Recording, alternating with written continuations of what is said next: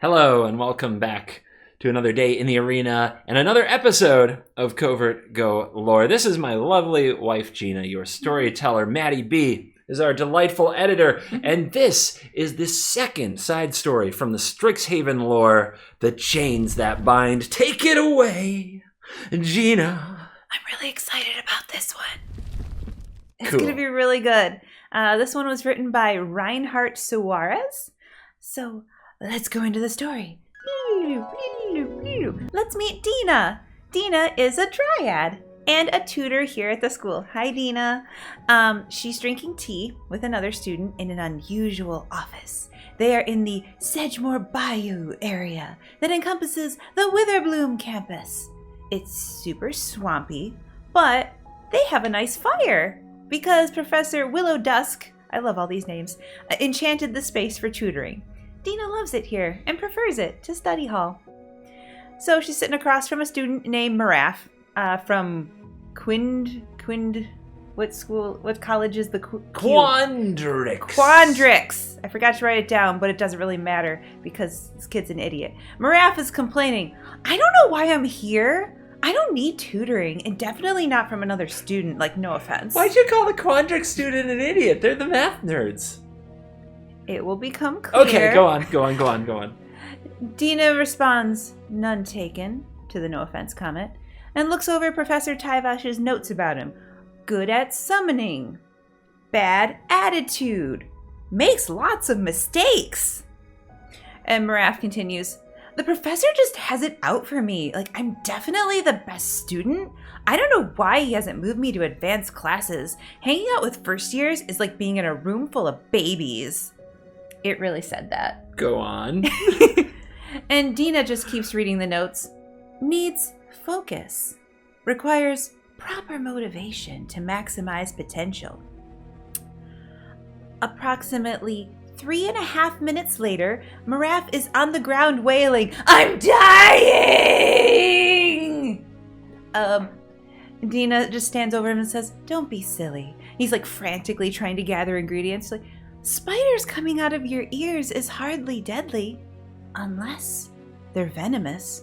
Are they venomous? Don't you know? Dina says, I don't think that they are. Do you remember what you're looking for? Mugwort and Lanny Fernroot, maybe? Very good. Yeah. Besides his sobbing like a baby, she's pretty sure he won't forget the antidote for the Addercop charm anytime soon, and schedules their next tutoring session. I get it. This is the proper motivation that we were talking about. Yes. So, what do you think of Dina so far and her tutoring methods? I want more. I love it. All right, now the tutoring is over. We just get, a day in the life of Dina. Dina walks through Widdershin's hall, running her hands along the walls. It's a really cool bog mansion with this network of wooden pods with plank walkways leading out of them, like the tentacles of a swamp creature, super feeling the theme. She wonders how many Witherbloom students are aware that the trees housing their classrooms and dorms are not only alive, but listening as well. Big Brother Forest. Dina makes a stop at the teacher's lounge to look for Professor Tyvash.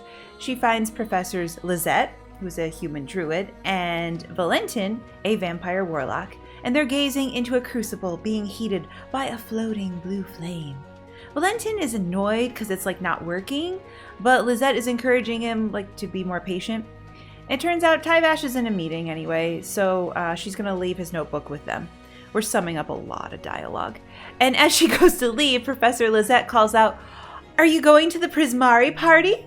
All the professors are going too. If you don't mind waiting a bit, we can go together. Prismari, dramatic. Dina says, no thanks, I have work to do. And Lizette says, work? This late? You should spend time with your friends. Have fun. Well, it turns out Lizette brought Dina to Strixhaven 2 years ago and has been trying really hard to introduce her to people she might like. Or anyone with a pulse, just somebody, make a friend. And Dina's just not interested in that, and she's on a mission tonight. So, she leaves them and makes her way to Detention Bog, a place that we mentioned briefly in the last episode. And it's this stinking, unpleasant marshland where students are sent as punishment. But she likes it there. She finds her favorite azaranth tree and puts a hand on it and says, "Good evening." And she started her secret project a month ago and found this tree. And it's got this like really big, broad, hollow trunk, and it's perfect for a little workshop. And so she steps in and resets the glamour behind her that hides the door. It's pretty sweet. And she asks the tree, "What do you do for fun?" The tree doesn't respond. Apparently they seldom do. And then she says, "Alexa, turn on the ghost light." And then a ghost light. Did you mean studio lights? No. and the ghost light illuminates her spell ingredients. In the center is this big old book, and is bound together with chains. Dina found it one day at the Biblioplex. It beckoned to her. Ooh. It's the part manual. I didn't find a device named ghost light. Alexa, shut up. You started this. I did. Alexa, turn off the lights. Now it's spooky. We're in the tree. We're in the tree. Go on. We're in the tree. Okay.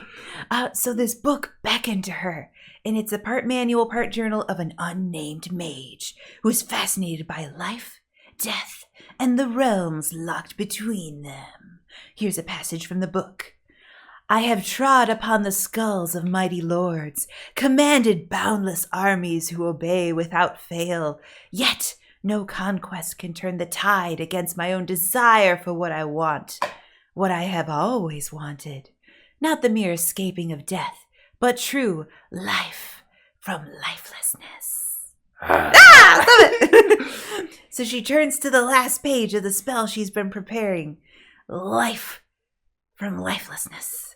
She reads off the ingredients and places them in a bowl. Like some of them were really easy to find, but others required some sneaking, maybe a little bit of light theft from the personal laboratories of her professors, which really wasn't hard given her credentials. They didn't even notice because, you saw the teacher's lounge.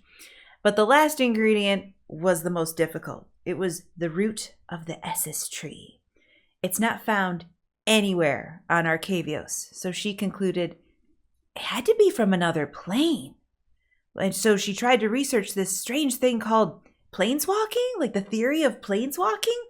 But messing that up could mean like painful fates worse than death, so she's at an impasse.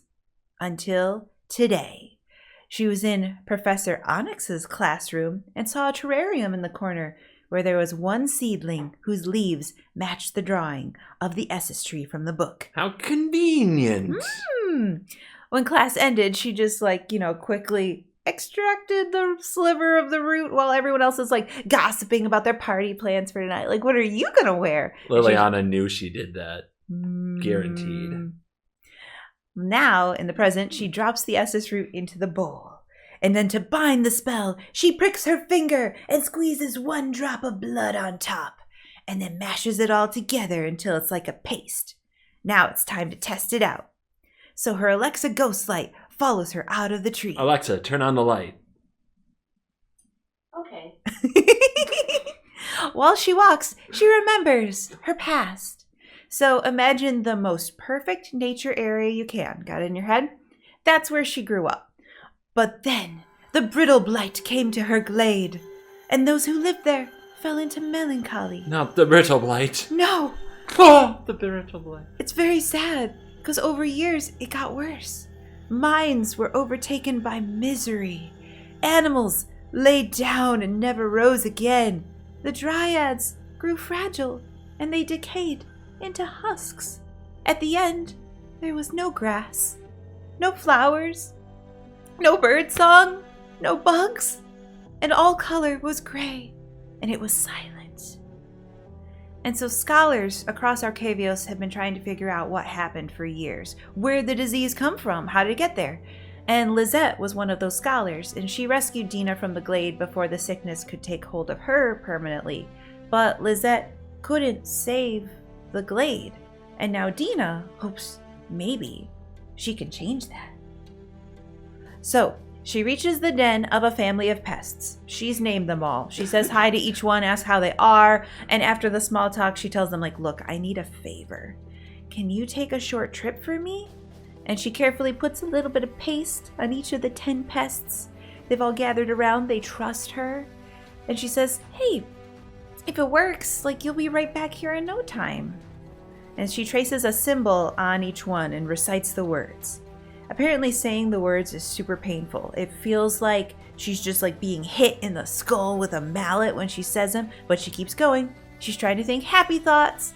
If this works, she can go back to her glade and bring them all back. The plants, animals, dryads, life from lifelessness. Suddenly, a dead tree across the clearing falls with a crash. Blah! Oh no, it's somebody from Strixhaven. Boo. She closes the book, puts out her light, and ducks into the mud. Somebody is throwing a tantrum, yelling to somebody who isn't there, and is just throwing ink magic all over. So it's a Silver Quill student who was sent to detention bog as a punishment, and he's just like yelling stuff like, dissatisfied? You weren't even there. Where were you? And he's being like really reckless. He's just like throwing ink magic all over the place. It's gripping trees and ripping them to the ground. And Dina can hear the trees howling in her mind. The trees ask, what did we do? Why is this happening? She just can't take it anymore and comes out of hiding. But now startled, the student just like sends ink waves directly at her. And so she has to chant like a summer charm to shield herself, but it still knocks her down. And he rushes over and apologizes, like, oh, I didn't see you. And Dina's like, well, it's dark. Human eyes don't adjust well to the lack of light. And then he looks at something behind her, and she remembers, oh no, my pests. She prepares herself to see her friends all squished. But instead, there's a black ink sphere, quivering as if it were alive, with green mists leaping on its surface. And the student whispers, like, what magic is this? And the sphere shudders, and now it's sprouting tendrils that burrow into the ground. And Dina feels a sensation like there's fingers clawing at the bottom of her boots. Yeah, it's weird. Stuff's happening. She's really concerned. She says, we can't stay here. So they hold hands and they run. And she hears the trees bellowing, the void, where have you sent us? So much pain. And their anguish just like makes her fall to her knees until the student like helps her, like, God, we gotta keep going. And then they find some shelter. He wants the full story. And now she can see his face better. This is Killian Liu. It's the son of Dean Liu of Silverquill. So, daddy issues.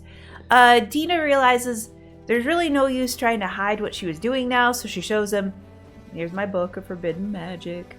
But before you can look at it much, Killian asks, like, do you hear that? It's gotten quiet. Maybe too quiet. So they very carefully go back. But now there is no sign of the pests. And there's a path of tree destruction. Trees are super hurted. Some are completely uprooted. It's really, really, really bad. So Dina suggests, like, maybe we should go to Dean Valentin for help. But Killian can't leave Detention Bog. His arm is branded with a detention token that prevents students from trying to escape. I guess if you try to leave, you just get lost till you're back at the center of the bog. So he's screwed. He's there either way. And Killian explains, well, that's what I get for letting a Prismari player steal my Inkling. I cost my team that point, and then Silverquill lost the Mage Tower match. Oh, that goes back to the last episode. He was the one. So my father gave me detention for not applying myself. You should go back. I can handle myself. Wow. I wonder how many kids get detention because of how they did in a sportsy game. Mm-hmm. Well, Dina says, I'm not leaving you out here alone. And Killian says, well then, help me fix your mistake. Dina says, our mistake. Your ink tantrum definitely contributed here, bud. So he accepts that. That's fair. And they follow the trail side by side. She flips through the book. She can't find a counter for what she did. And she tells Killian a little bit about it. Like, it's like the mage who wrote it was trying to do the same thing over and over again to restore the living. And they both wonder who the mage lost. And Dina and Killian have both known loss, so they share their sad stories with each other. Killian's mother died when he was young. He didn't really know her, and Dina didn't know her mother either, and everyone from her glade is gone. He's pretty shocked and asks, like, your entire family? And Dina explains, we're going to get some dryad background here. Dryads don't have families. At the end of her life, a dryad finds a tree close to its end and rests at its foot, allowing the earth to reclaim her body. And then, eventually, a new dryad emerges from the tree, knowing nothing but her name, which is the same as her mother's. So we don't have parents, but we have a community. Our glade sisters, all the plants and animals, and they're all gone now. Now the trail is widening into a clearing, and they hear a growl in a bush. And Dina finds a much hurted vine clinger and tries to help it. So she gently puts her hand on the beast and chants an incantation to try and quell the magic invading its body. But her magic isn't strong enough to heal it. So she switches tactics and tells the beast, I need to know what you saw. So she does a Vulcan mind meld, and she sees the vine clinger. Yeah. The vine clinger is watching a creature. It looks like a great worm. It's grabbing earth and vegetation as it moves, and it's growing in size and speed and strength. It's super scary. And the vine clinger just kind of bounced from branch to branch to confront it, and then attacked it with teeth and talons. But these long black tendrils came out of the creature and impaled the vine clinger and battered it against the trees. And Dina experiences every shred of physical pain that the vine clinger endured. Finally, she lets go of the feelings and tells Killian, it's heading northeast towards Sedgemoor. It was just born. It doesn't know why it's here or what it has to do. Killian says, like a giant murdering baby? She says, our giant murdering baby. I thought Silverquill had a way with words. That's a direct quote. So they go on, they see a big shape in the trees. Now it's twice as big as what the vine clinger fought. Big old wormy, swampy thing. They make a plan. The creature's body is swamp stuff, but its heart is that orb made from their combined magic. Killian thinks he can cancel out his ink part, but he needs to be right next to the orb to do it. So Dina gives Killian a handful of dried tea leaves and says, eat these. You'll be able to see better in the dark. And so Killian swallows them, and then his eyes glow blue. This is awesome! Why don't humans do this more often? I need that. Dina says lion's paw has side effects on humans. Go on. You should stay close to the privy tomorrow. And the next day, too. You. Now that we've had bathroom talk, they high-five and tell each other not to die and then split up to do their parts of the plan. Dina sinks her hands into the earth and uses, dirt sculpting magic to slow the creature down. And normally, you would use the life force of pests to do this, like we saw in the last episode. But she doesn't have an extra power source, so she's using her own battery. This sucks. Her body feels like it's being pricked by thousands of needles under her skin. Eventually, this creature is going to reach her and kill her if her own magic doesn't do it first. She's lots of things. Now Killian finally joins the fight, and he shoots blades of pure ink magic that slice through the body of the creature. And he is working through his daddy issues while cleaving off pieces of the creature to get to the core. He yells I didn't apply myself, huh? Maybe you just can't accept who I am. He's doing great, for a while, but then he gets too close and his chest gets raked by a pair of shadowy claws. Dina screams, runs to his side, dodging attacks from the creature. She drags Killian to a nearby tree and speaks an enchantment to get the tree's roots to just wrapped around him and protect him. And now she turns to face the creature alone after it's shaken off the effects of her spell. And it crashes down upon her. Now something very strange happens. Dina is standing in water up to her ankles in cool mud. There's the scent of, what's that, citrus in the air?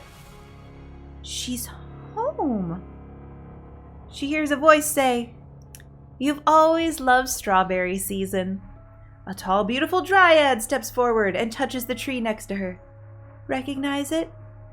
She does. It's the tree she crawled out of when she was born. And Dina asks, "Are we really here?" The dryad asks, "Does it matter? It's what you wanted." And then Dina asks what she's been wondering for so long. Why am I the only one left? There must be a reason. Was it so I could bring the others back? I found a way. And the dryad asks, "Have you? And how do you know they even want that?" Dina is stumped. The idea of bringing them all back was what had gotten her through till now. So she asks, "Then what am I supposed to do?" And the dryad says, "You can help those who need it right now." Looks to her left. They both see Killian in pain in the cage of roots. And the dryad asks, "Does he mean something to you?"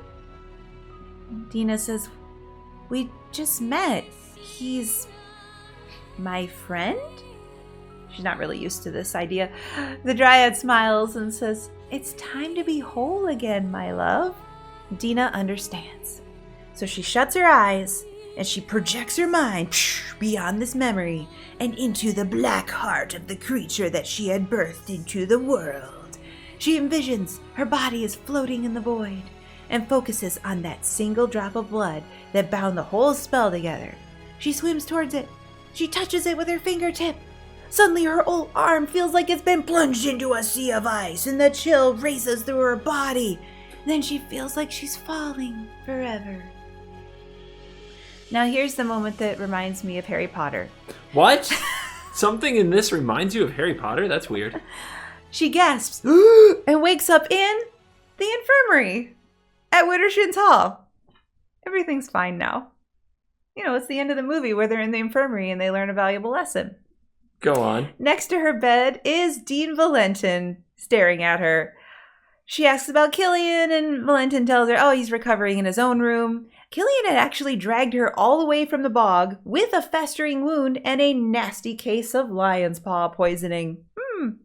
So she asks about the bog. Like, anything weird out there? Dean Valentin says, oh, you mean the forces you were meddling with? If there was still a threat to students there, you wouldn't be here now. You and Killian would be dead. None of you students ever mean for things to go badly, especially when they do. Like, he knows all about what happened and what she did. Okay. Dina says, as soon as I'm able, I'll take my things and leave. She tries to get out of bed, but it hurts too much. Valentin says, you know this is a school, right? Like, did you learn something? This lesson will be valuable to you in your future coursework. So, I can stay? Strixhaven is a place for new beginnings and second chances. And I'm among the last who deserves to chastise others for their missteps. Hold on. Mm-hmm. Do bad at sports, detention. Mm-hmm. Endanger everybody with reckless magic. Good, did you learn Did you learn something? Did you learn?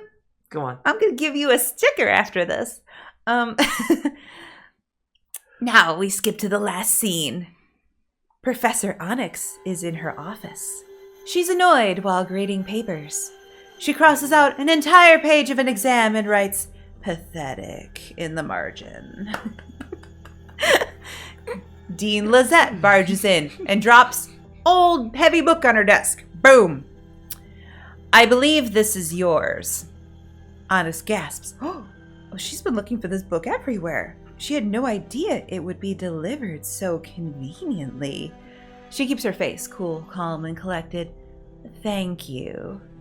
Lizette threatens, I know who you are, what you are, and I'll die before I stop trying to get you as far away from the school as I can. Professor Onyx sits back, stroking the book's cover, and says, "That can be arranged, Professor." Lizette storms out, leaving Onyx alone with her prize.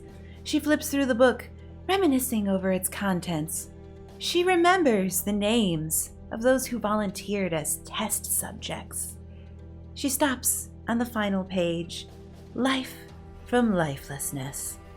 She traces the outline of the Essus leaf, and black rot spreads outward from where she touched it, consuming all the pages in the book, leaving nothing but the chains that had bound them. It's the title. And that's the story. So she deleted the book? Deleted.